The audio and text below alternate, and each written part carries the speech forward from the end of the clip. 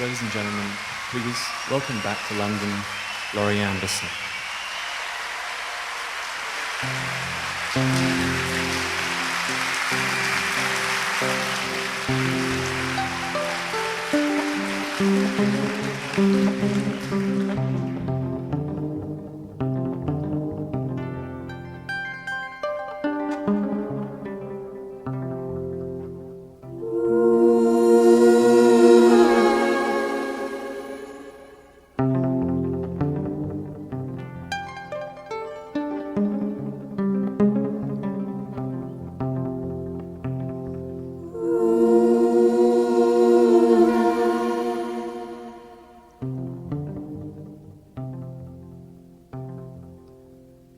Hi.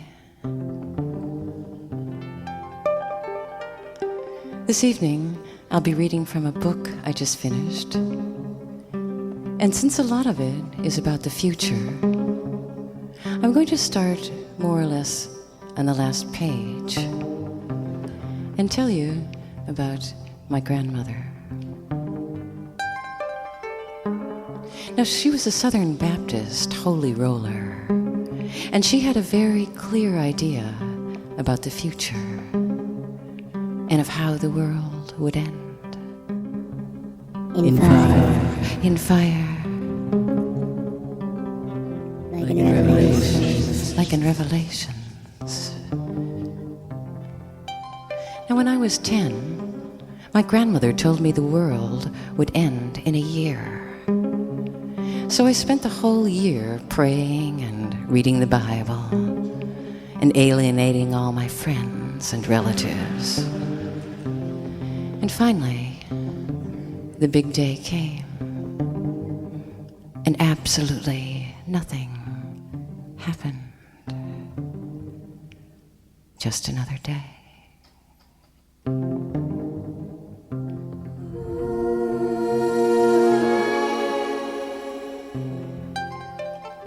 Now, my grandmother was a missionary, and she had heard that the largest religion in the world was Buddhism. So she decided to go to Japan to convert Buddhists, and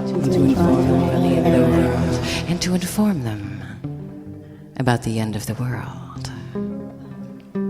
Now, she didn't speak Japanese, so she tried to convert them with a combination of hand gestures, sign language, and hymns in English.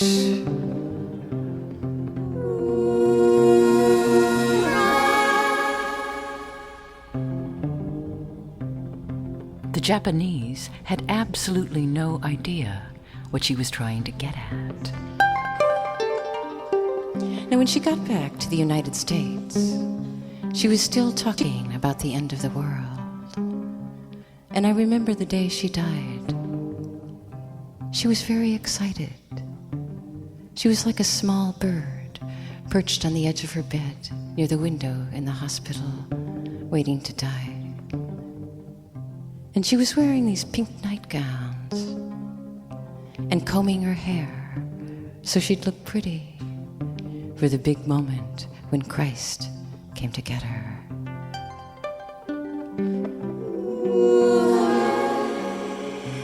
And she wasn't afraid. But then, just at the very last minute, something happened that changed everything. Because suddenly, at the very last minute, she panicked. After a whole life of praying and predicting the end of the world, she panicked. And she panicked because she couldn't decide whether or not to wear a hat.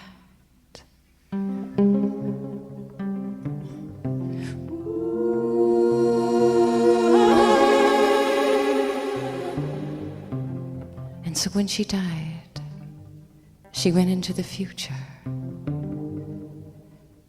in a panic, with absolutely no idea of what would be next.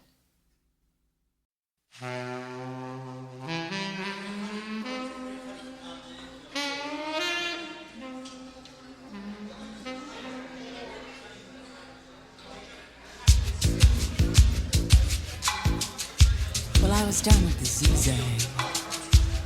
That's the Zigzag Bar and Grill. And everybody was talking at once. And it was getting real shrill. And I've been around the block, but I don't care. I'm on a roll, I'm on a wild ride. 'Cause the moon is full, and look out, baby, I'm at high tide. I've got a beautiful red dress, and you look really good. Step beside. I've got some beautiful new red shoes. They look so fine. I've got 105 fever, and it's high tide. Well, just the other day, I won the lottery. I mean, lots of money. I got so excited, I ran into my place and I said, "Hey, is anybody home?" Nobody answered, but I guess that's not too weird, since I live alone. I've got a beautiful red dress, and you look really good standing beside it. Girl, we can take it, and if we can, we're gonna fake it. We're gonna save ourselves, save ourselves. We're gonna make it, and if we don't, we're gonna take it. We're gonna save ourselves, save ourselves. Well, they say women shouldn't be the president, 'cause they go crazy from time to time. Well, push my button, baby, here I come. Yeah, look out. I'm at high tide. Beautiful red dress, and you look really good. Step beside me. I've got a little jug of rich and real wine, and we could take little sips from time to time. I've got some rock-adopted news. I've got a little car and mechanical hits. I've got 105 fever.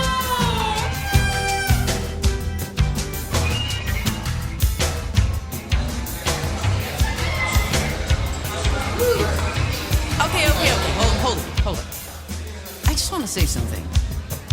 You know, for every dollar a man makes, a woman makes 63 cents. Now, 50 years ago, that was 62 cents.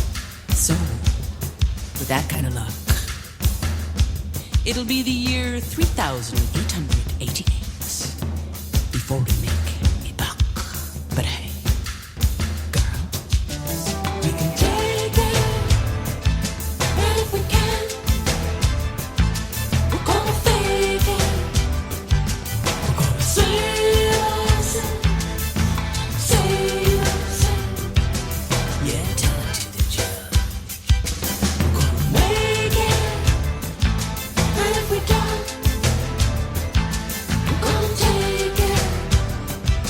We're gonna save ourselves, save ourselves. We've got a fever of 105, and it's good. Oh, look out, baby. It's high tide. Well, I could just go on and on and on. But tonight, I've got a headache.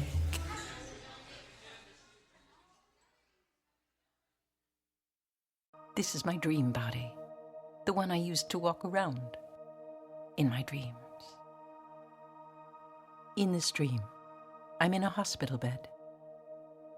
And it's like a scene from a movie you've seen a million times. The doctor is holding a small pink bundle. And he leans over the bed and he hands me the bundle. "It's a girl," he says. "Isn't she beautiful?" Look. And wrapped in the bundle, I see the little face of my dog, a small rat terrier named Lolabelle. And no one says anything like, you know, this is not a human baby. You just gave birth to a dog. But I'm so happy. I put my head to her forehead and look into her eyes. And it's almost a perfect moment, except that the joy is mixed with quite a lot of guilt. Because the truth was, I had engineered this whole thing. I had arranged to have Lolabelle sewn into my stomach so that I could then give birth to her. And this had been really hard to do. Lolabelle wasn't a puppy. She was a full-grown dog, and she had really struggled. And she kept barking and trying to get out, and the surgeons kept trying to push her back in and sew things up, and it was really a mess, and I felt really bad about it, but it was just the way, things had to be. Anyway, I kissed her on the head, and I said, "Hello, little bonehead. I'll love you forever."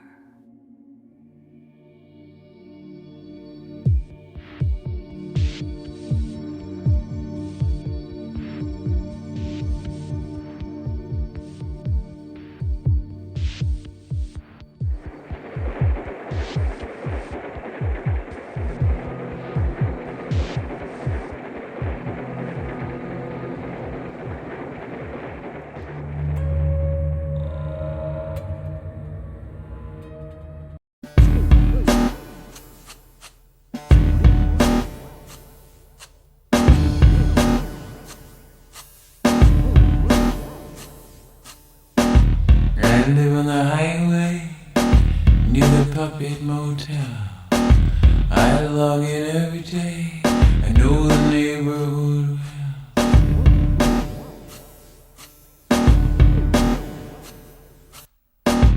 Now about the residents of the Puppet Motel, more than a little spooky, and most of them are mean.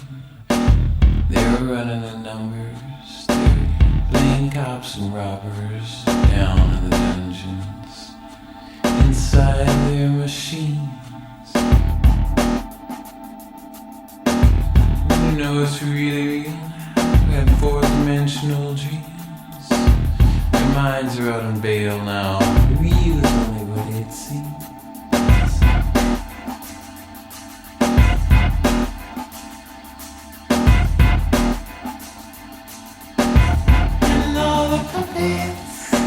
In this digital chair, running around in a frenzy, searching the holy grail, having virtual sex, they're eating virtual food. No wonder these puppets are always in a lousy mood. So if you think we live in a modern world where everything is clean and swell,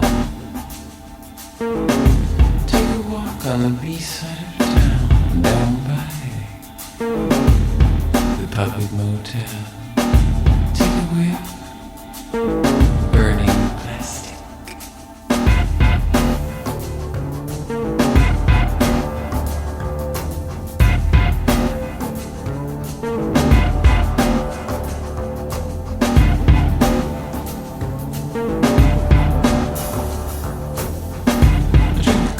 Coffee, I try to revive. My mind's blank, I'm barely alive.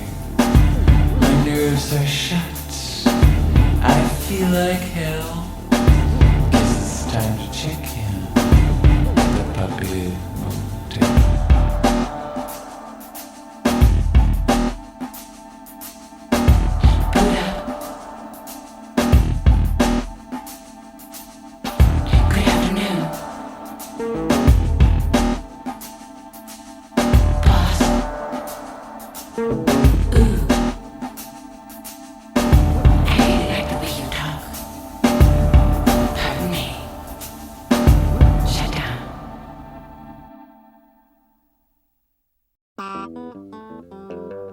Diego used to be a guard at the Museum of Modern Art. He was on the night shift. And his job was to go around the museum and tell people to leave. Or as he put it, snap them out of their art trances. People who'd been standing in front of one thing for hours. He would jump in front of them and snap his fingers. And he'd say, "Time to go. Time to go. Time to go."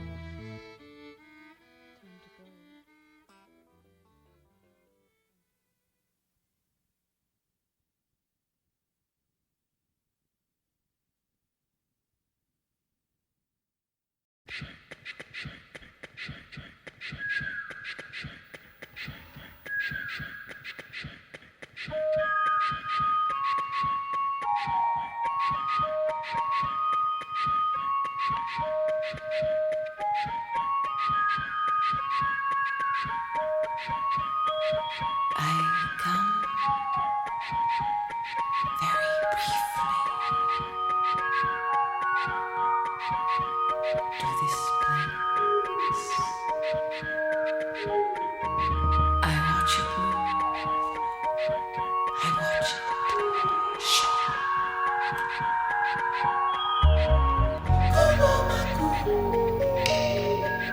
Yamano, what does she know? Sakebi, what does she know? Koyama, you shall know. Kokoku, what does she want? Sokoni, what does she want? Asobo, they say the dead will rise again. And here they come now, strange animals out of the ice age. And they stare here, dumbfounded, like big mistakes. And we say, keep cool.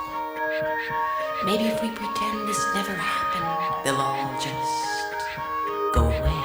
What does she want? Sokoni, what does she want? Asobo, me what touch you? And yet, not touch you. We could all be. Kotori, what does she know? Wrong. Sake, Wouldn't be the first time.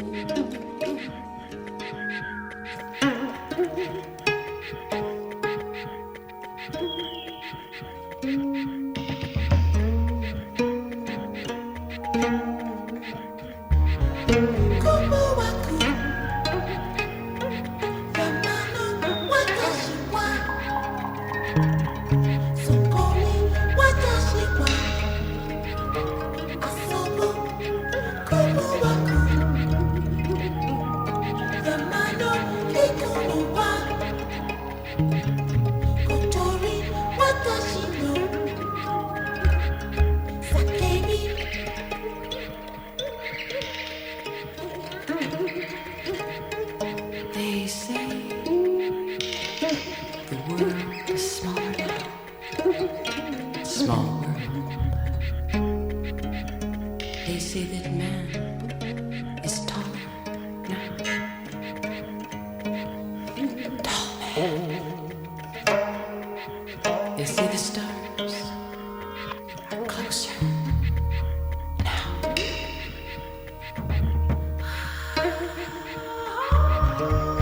Thank you.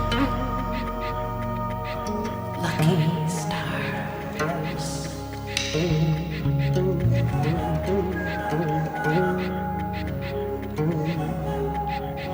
You come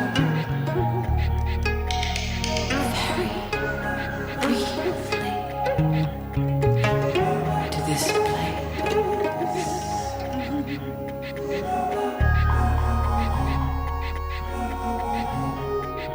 and on a very distant star, slimy creatures scan the sky. They've got plates for hands and telescopes for eyes, and they say, look down there, a haunted planet spinning round. They say, watch it move, watch it shake.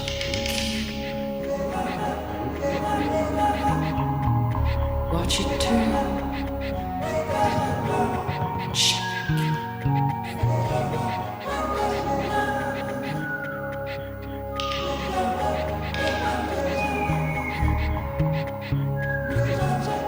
And we say, watch us move,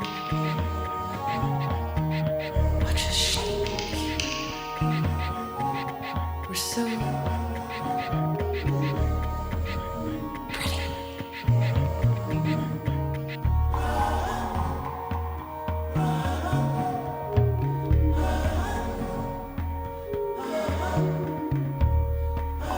We're so pretty. We say, watch us move now. Watch us shake. We're so pretty.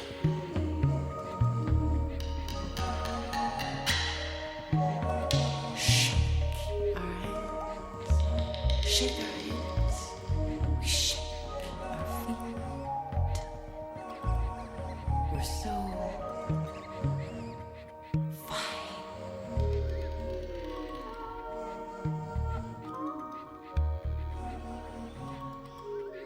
The way we move, the way we shake.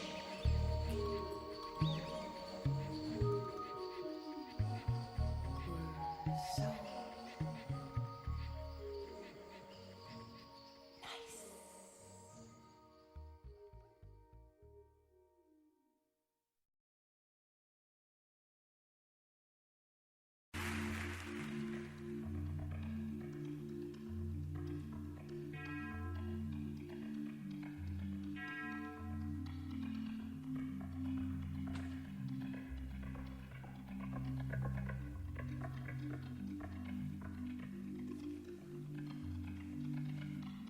What Fassbinder film is it? The one-armed man comes into the flower shop and says, "What flower expresses days go by?" And they just keep going by endlessly, pulling you into the future. Days go by, endlessly, endlessly pulling you into the future. And the florist says, "White lily."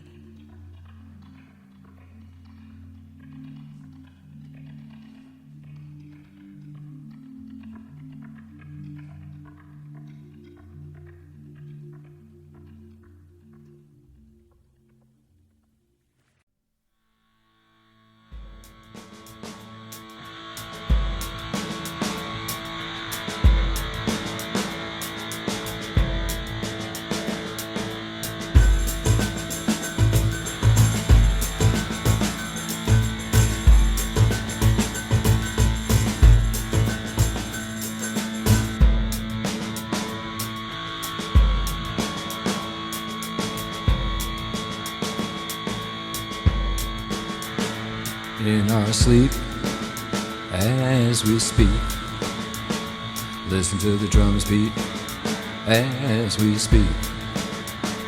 In our sleep, as we speak, listen to the drums beat in our sleep.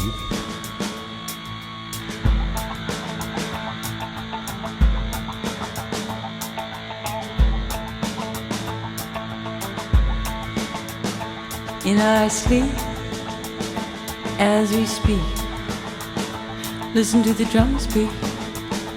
As we speak, as we speak.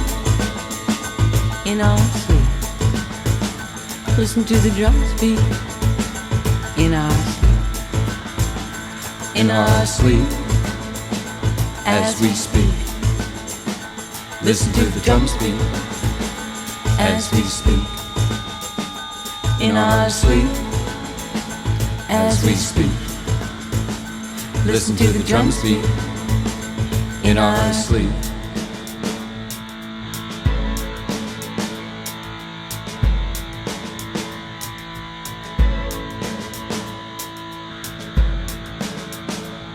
In our sleep. Where we meet.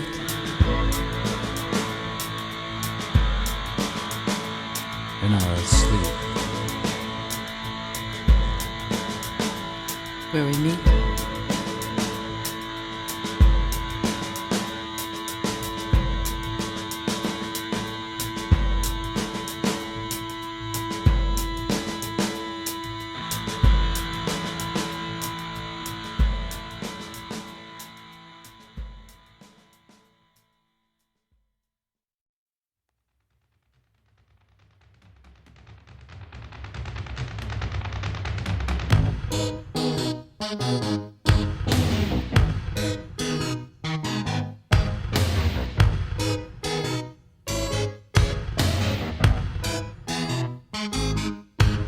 The day the devil comes to get ya, you know him by the way he smiles.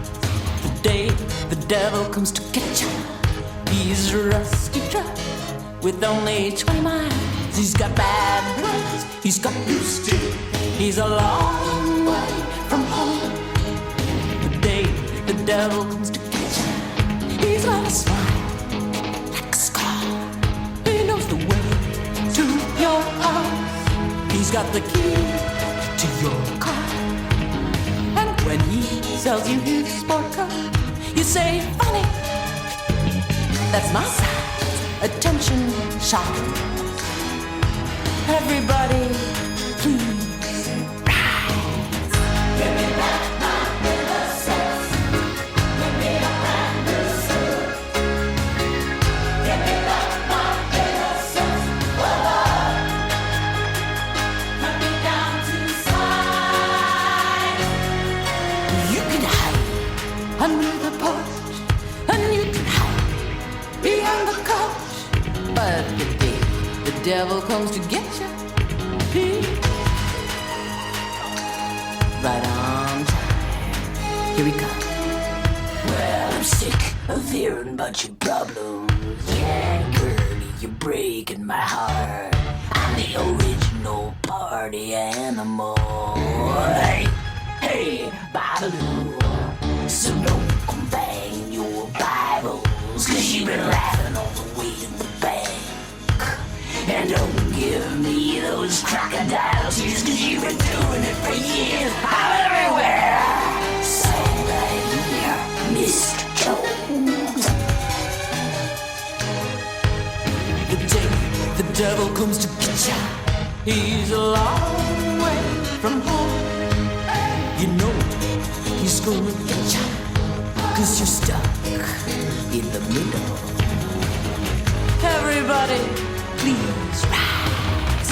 Give me back my innocence. Give me a brand new suit. Give me back my innocence. Oh Lord, put me down to size. Give me back my innocence. Give me a new Cadillac. 'Cause when I get on to heaven, Lord, you can have it all back. 'Cause in heaven, you get it all back. In heaven, it all comes back. 'Cause in heaven, you get it all back. In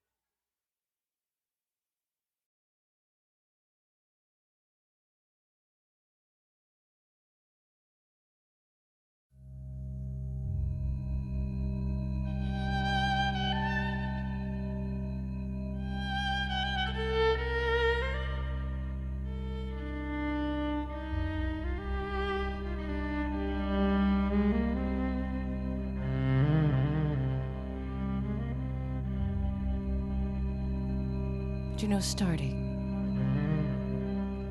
is always the hard part. It's like stuttering. I mean, you're only afraid at the beginning. That's where the fear is. So you only stutter at the beginning of the word, when it's starting.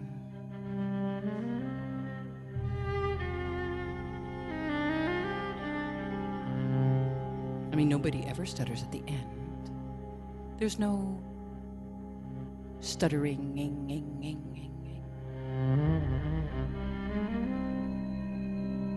because by then, it's too late to be afraid. By then, there are only the regrets.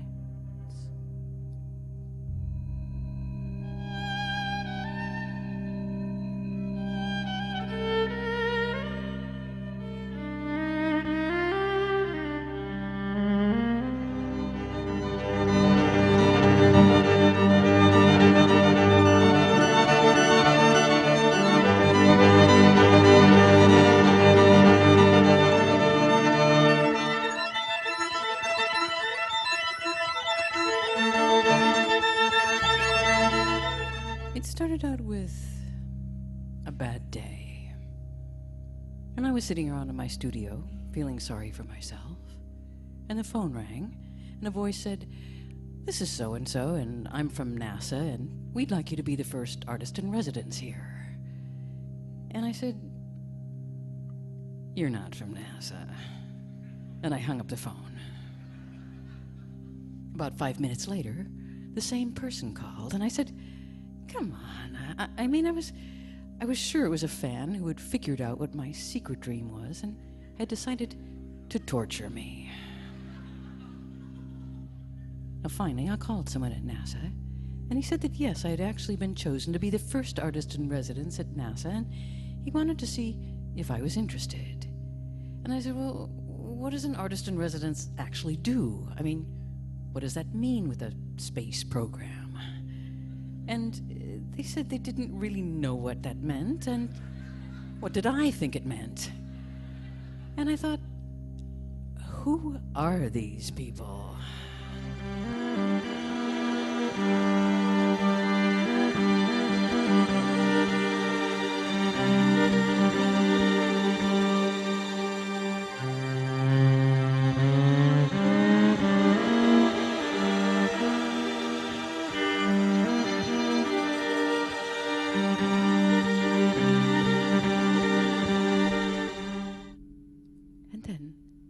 I saw Lola Bell's face, and she had one of these brand new expressions. And first was the realization that she was prey, and that these birds had come to kill her. And second was a whole new thought. It was the realization that they can come from the air. I mean, I never thought of that. A whole 180 more degrees that I'm now responsible for. It's not just the stuff down here, the dirt and the rocks and the smells and the trees, but all of this, too. And the rest of the time we were in the mountains, out on the trails. She just kept looking over her shoulder and trotting along with her head in the air. And she had this whole new gait, really awkward. Not with her nose to the ground following the smells, but pointing, straight up, sniffing, sampling, scanning the thin sky. Like there's something wrong with the air. And I thought, where have I seen this look before? And then I realized it was the same look on the faces of my neighbors in New York. In the days right after 9/11, when they suddenly realized, first, that they could come from the air, and second, that it would be that way from now on. It would always be that way. And we had passed through a door, and we would never be going back.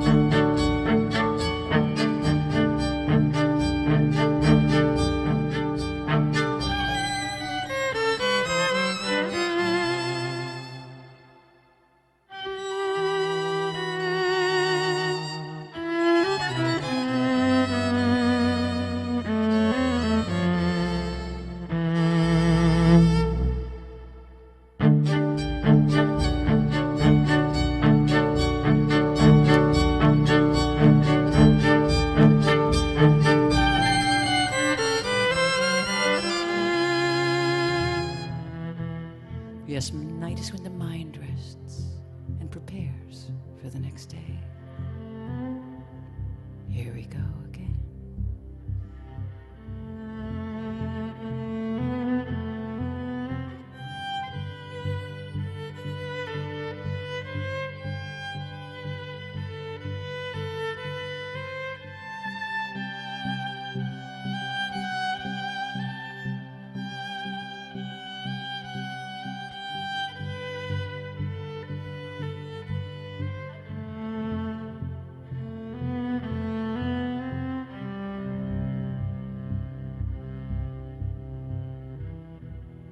Life as a team sport. life as something that uncoils inside us. A world that comes in through your skin. And dogs hobbling across the mud to a brownish yellow sea. A sick monkey on the beach. The food, however, is delicious. I have to say that much at least. And animals popping out of their holes for a last look before the winter snows. Lights out.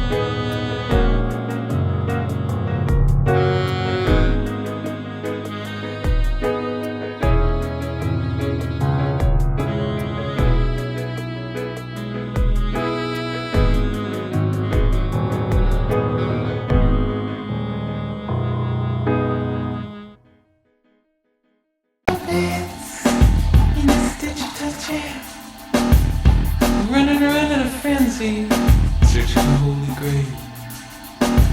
Having virtual sex, and they're eating virtual food. No wonder these puppets are always in a lousy mood.